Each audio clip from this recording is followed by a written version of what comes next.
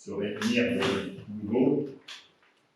Nous voulons vraiment que le Seigneur puisse être honoré et glorifié. Eh bien, c'est encore une joie pour moi de partager la parole avec vous ce matin. J'aimerais lire avec vous un passage dans l'Épître aux Hébreux, au chapitre 4, et du verset 14 à 16. Hébreux 4, 14 à 16.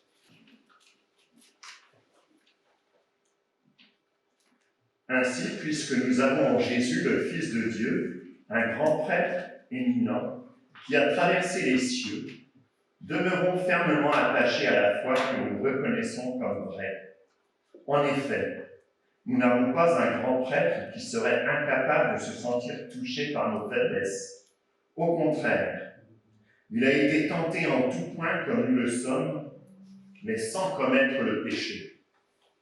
Approchons-nous donc du trône de Dieu de grâce, approchons-nous donc du trône du Dieu de grâce avec une pleine assurance. Là, Dieu nous accordera sa bonté et nous donnera sa grâce pour que nous soyons secourus au bon moment. Et vous savez, j'aimerais dire que Jésus sympathise avec toi, il te comprend, il est sensible, il comprend tes émotions, il a compassion.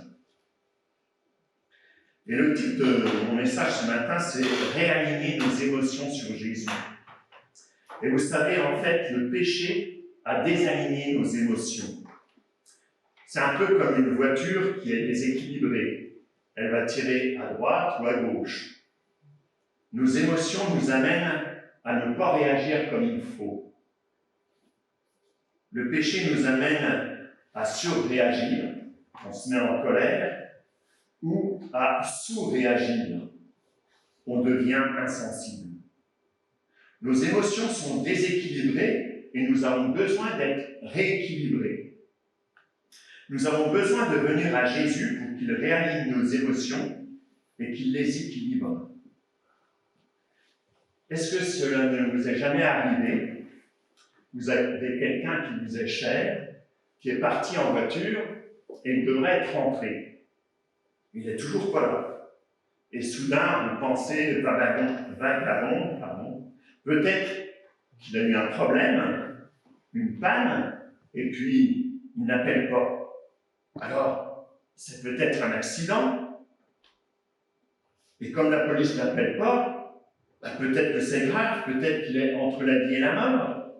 Et notre cerveau va à une vitesse folle dans nos pensées. L'imagination, on est prêt à imaginer tout un tas de choses. Mais je dirais que le péché a dopé mes inquiétudes. Je ne me mets pas en colère souvent, parce que c'est vrai que j'ai eu une guérison à ce sujet.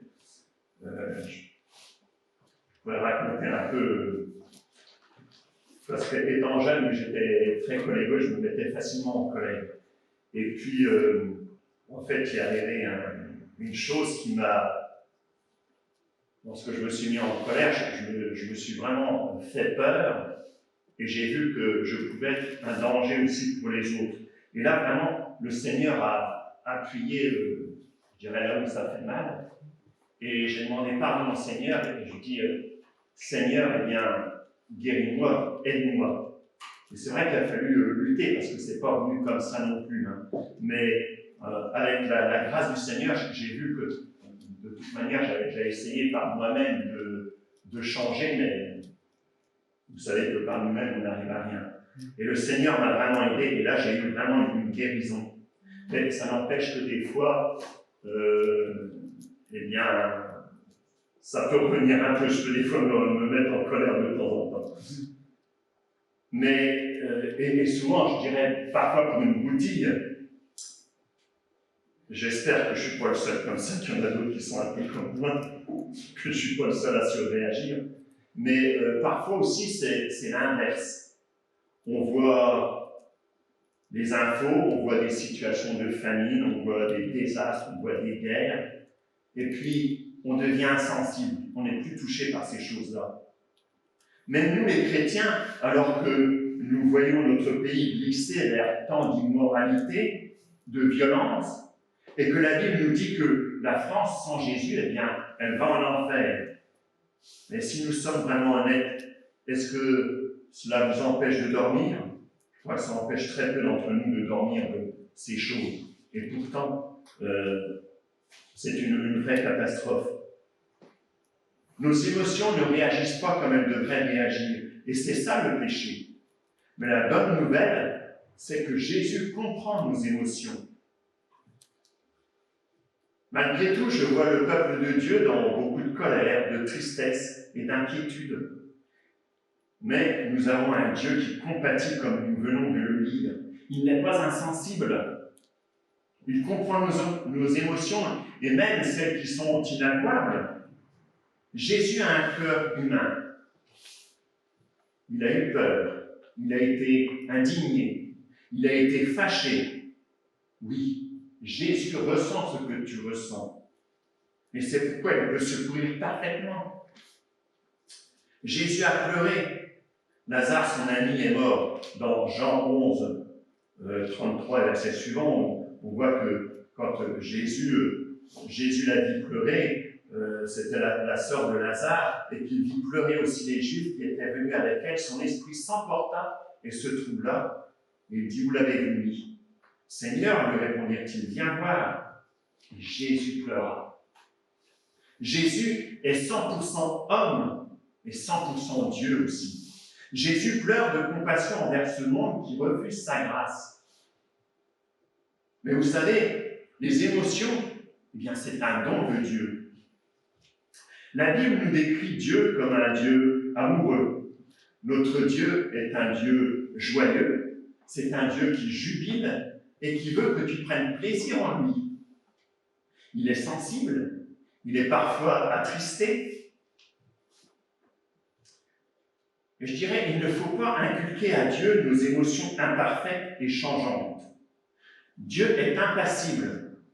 En fait, c'est-à-dire qu'il n'a pas d'émotions changeantes avec le temps, comme nous. Dieu est constant, c'est toujours le même. La faveur de Dieu est toujours égale. Ce n'est pas un jour, je t'aime et le lendemain, je ne t'aime plus. Non, il est toujours d'humeur égale. Sa fidélité dure à jamais. Alléluia. Amen. Dieu est lent à la colère. Il nous aime. Il connaît d'avance tous tes péchés. Il n'est pas déçu. Dieu est Dieu. Il te connaissait avant que tu naisses. Le psaume 139, verset 16 nous le rappelle. Quand je n'étais qu'une masse informe, tes yeux me voyaient. Et sur ton livre étaient tous inscrits les jours qui m'étaient destinés avant qu'aucun d'eux existe. Il t'aime, son amour ne change pas, c'est nous qui changeons. Lorsque tu te mets à l'ombre, c'est toi qui bouges, pas le soleil. Tu te mets à l'ombre ou au soleil. Ombre, soleil, soleil, ombre, c'est toi qui choisis. C'est toi qui bouges, pas le soleil. Dieu ne bouge pas, Dieu ne change pas. C'est moi, mais c'est pas Dieu. C'est toi qui te caches de l'amour de Dieu. Alors, laisse-toi aimer par Dieu, car lui t'aime et ne change pas. Dieu est amour. Il est toujours là. Dieu déteste le péché. Alors, c'est vrai qu'il y a des gens qui vivent sous la colère de Dieu, mais ce n'est pas Dieu qui a changé, c'est toi. C'est toi qui dépasses la ligne à ne pas franchir. Vous savez, c'est comme quand vous allez à la plage. Il y a des limites à la baignade surveillée. Et si vous dépassez ces limites, là, vous vous mettez en danger. Est-ce que tu as franchi la limite? Est-ce que tu prends plaisir dans ce que Dieu condamne? Dieu nous a donné des émotions, car nous sommes créés à son image.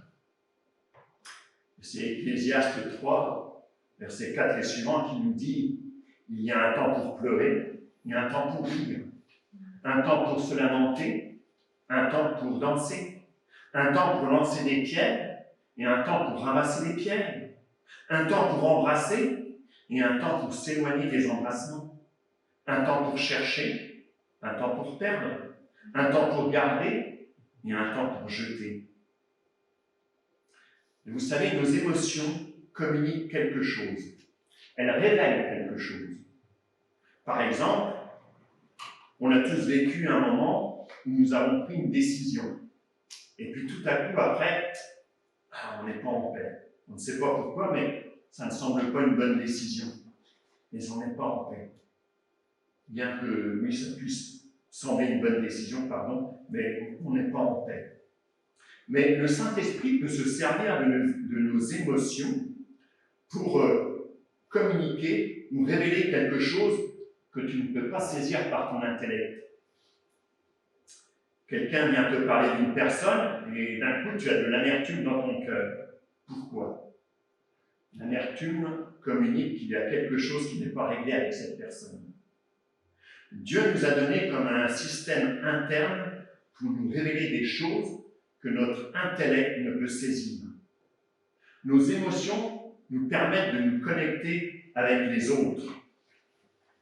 Et puis, les émotions nous motivent pour réagir. Par exemple, tu poses ta main sur un poil, tu vas sentir une douleur et ce sentiment va te faire aussitôt retirer la main rapidement. Si tu te trouves face à un chien qui montre les dents et que tu n'as pas d'émotion, tu diras « Oh, il est joli ce chien, je vais le caresser ». Mais si tu as des émotions, tu vas prendre tes dispositions pour te mettre à l'abri avant qu'il ne soit trop tard. Le Seigneur permet des épreuves dans nos vies. Pourquoi? Eh bien parce que lorsque tu souffres, tu veux changer. Quelquefois, Dieu permet des épreuves pour nous permettre de changer. Luc 18, verset 21 nous dit « J'ai, dit-il, observé toutes ces choses dès ma jeunesse. » Jésus, ayant entendu cela, lui dit « Il te manque encore une chose. Vends tout ce que tu as, distribue-le aux pauvres, et tu auras un trésor dans les cieux. Puis viens et suis-moi. » Et lorsqu'il entendit ces paroles, il devint tout triste, car il était très riche. C'est l'histoire du jeune homme riche. Sa tristesse révélait que son véritable Dieu n'était pas Jésus, mais son portefeuille. L'émotion révèle vraiment qui tu es. Il révèle l'état de notre cœur. L'émotion nous motive à suivre le Seigneur.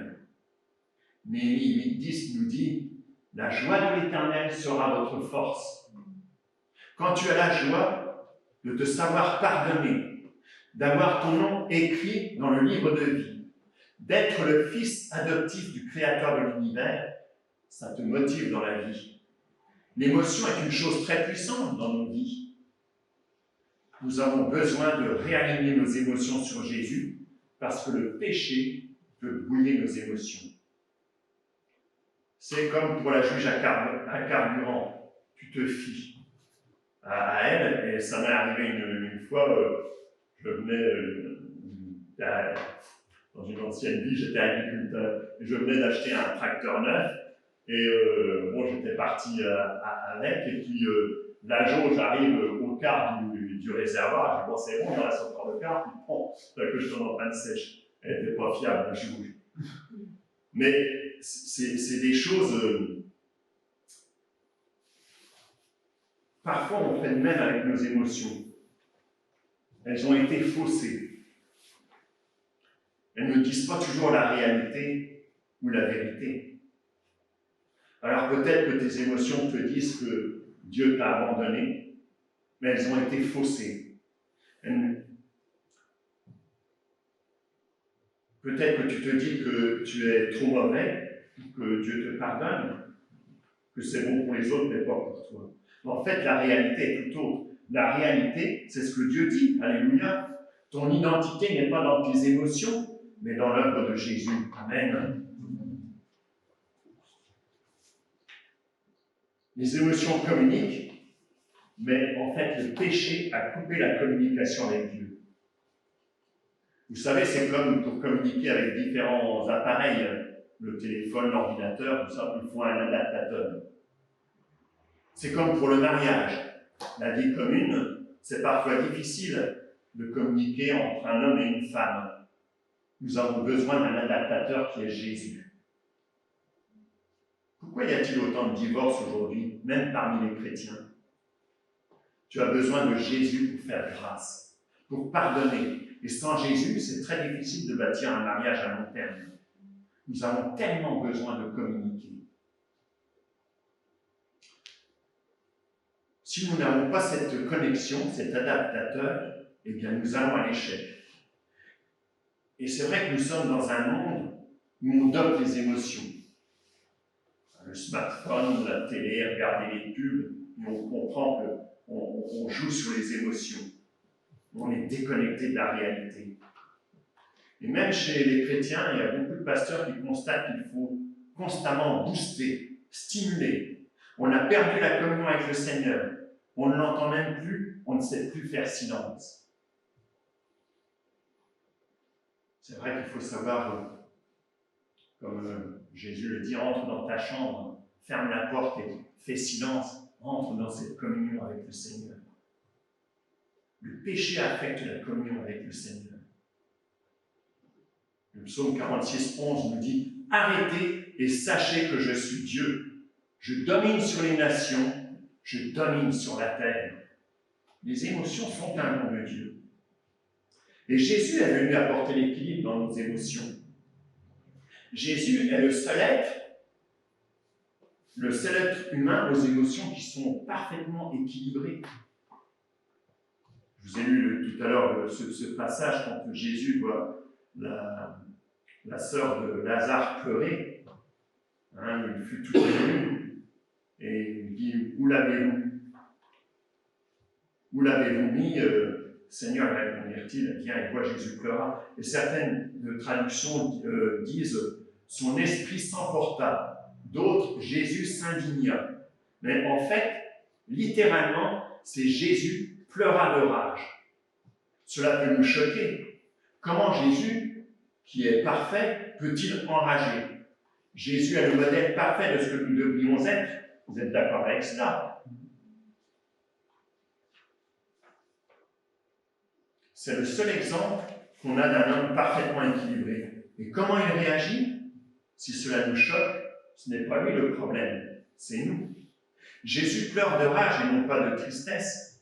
Dans nos Bibles, nos traducteurs ont été un peu frileux. Et nous pensons que si Jésus enrage ou se met en colère, il a péché. Non, il était pleinement humain.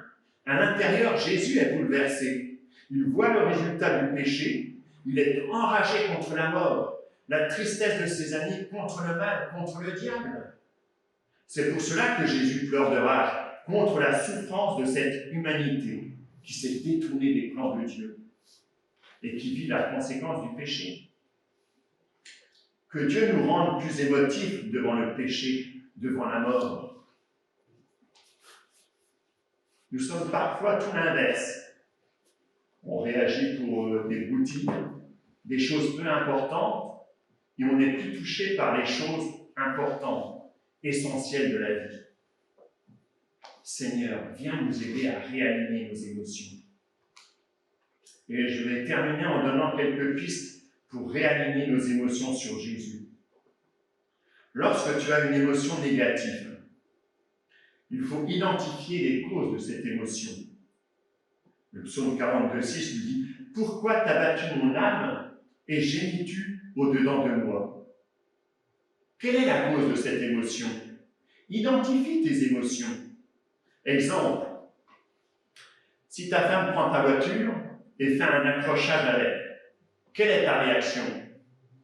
Oh non, ma voiture elle est enfoncée. Ou bien, ça va ma chérie, t'es pas blessée? Bon, ce n'est que de la tôle. Eh bien, dans le premier cas, tu montres que tu es plus attaché à ta voiture qu'à ta femme. Et dans le second, tu montres ta compassion à ton épouse. Et c'est peut-être rigolo, mais c'est réellement. Ça montre des fois, et on a besoin de réfléchir à nos émotions, qu'est-ce qu'il y a derrière nos émotions. Et voilà, vraiment, on a besoin de. Et maintenant, écoute tes émotions, mais méfie-toi de tes émotions. On dit souvent, écoute ton cœur. mais la Bible dit dans Genèse 8, 21, « Les pensées du cœur de l'homme sont mauvaises dès sa jeunesse. » Tes émotions ne disent pas toujours la vérité. Ne refoule pas non plus tes émotions négatives. Et lorsque tes émotions commencent à bouillir, il ne faut pas mettre le couvercle dessus. En fait, il faut baisser le feu. Les émotions négatives, c'est comme les factures. Si tu ne les paies pas, ça va augmenter. Tu as besoin d'apprendre à déverser ton cœur devant le Seigneur. Confesse tes émotions négatives à Dieu. Et pour réaligner tes émotions, remplis ton esprit de la vérité de la parole de Dieu. En fait, notre esprit a trois facultés principales qui sont liées ensemble. Il y a la raison qui amène la réflexion, l'émotion qui amène la motivation pour réagir et la volonté qui amène à l'action. Je répète, la raison qui amène à la réflexion, l'émotion qui amène la motivation pour réagir et la volonté qui amène à l'action. C'est un peu comme l'exemple que je donnais de toucher le poil. Tu sens tout de suite que c'est chaud, là, la raison t'amène à réfléchir, et l'émotion t'amène à réagir, à retirer ta main. Et donc c'est la volonté qui amène cette action. Notre prière est « Seigneur, donne-moi ta paix », mais vous savez que la paix ne tombe pas comme ça d'un claquement de doigts. Philippiens 4,7 nous dit « Et la paix de Dieu qui surpasse toute intelligence gardera vos cœurs et vos pensées en Jésus-Christ. » C'est lorsque le Saint-Esprit fait réaliser que Dieu est bon et qu'il prend soin de toi, eh bien ça amène ton cœur dans la paix. Le sentiment de paix n'est jamais détaché de la parole de Dieu. Si le chrétien est capable de se réjouir dans l'épreuve, alors que je dirais que ce n'est pas humainement possible, mais c'est simplement parce que tu sais que Dieu a un plan pour ta vie. Et ça amène un sentiment de confiance que le Seigneur va s'occuper de toi. Alléluia. Inclinons-nous dans la prière. Seigneur, nous voulons te remercier parce que tu nous rappelles que, oui, nos émotions sont souvent faussées. Nous voulons vraiment les réaligner sur toi, Seigneur Jésus. Nous voulons vraiment aligner nos pensées sur ta parole, Seigneur. Parce que ce que tu dis, c'est la vérité. Et nous nous attendons à toi parce que ton esprit est là pour nous guider, pour nous conduire. Ta parole est là pour nous redresser lorsque nous sommes de travers. Agis dans nos cœurs, Seigneur. Dans le bon nom, le puissant nom de Jésus. Amen. Amen. Que le Seigneur vous aide et vous bénisse.